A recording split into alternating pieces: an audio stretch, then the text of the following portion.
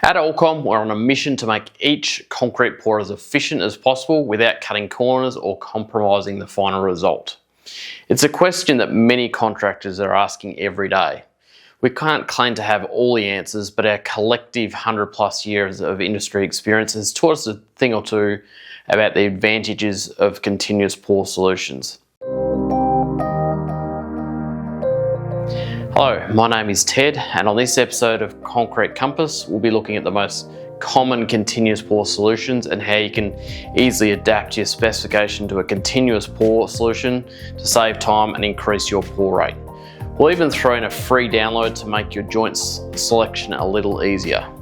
The first example we have is a typical expansion joint, a dowel bar sitting centrally in the slab to provide load transfer, grease one end with an expansion cap, provides longitudinal movement, isolation joint filler, full depth of the slab with a joint sealant or caulking compound to finish it off. To form this specification, you'll need to pour the first half of the joint, strip the formwork, install the joint filler, drill and epoxy the dowels, grease and install the expansion caps, and pour the second slab.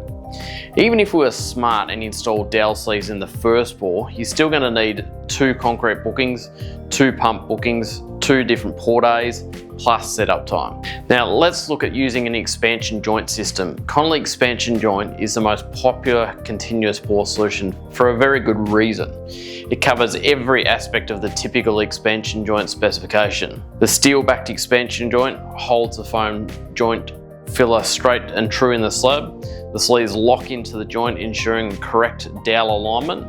They also debond the dowel and feature a built-in expansion cap. Job done.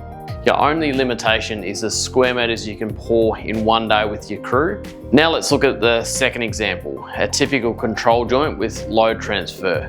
Like an expansion joint example, you'll need to stop the pour, strip the formwork, drill and epoxy dowel bars, and grease them before pouring a second pour.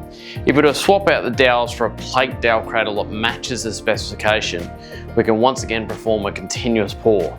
As promised, we're even got a table for you to match your specification to an equivalent plate dowel cradle alternative. There'll be a link below this video or in the comments.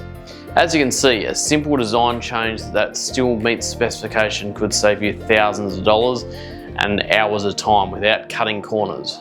Make sure you subscribe or follow so you don't miss our next episode. We release a Concrete Compass video like this every week. If you'd like help with a specification on a project, get in touch with one of the experts at Allcom today.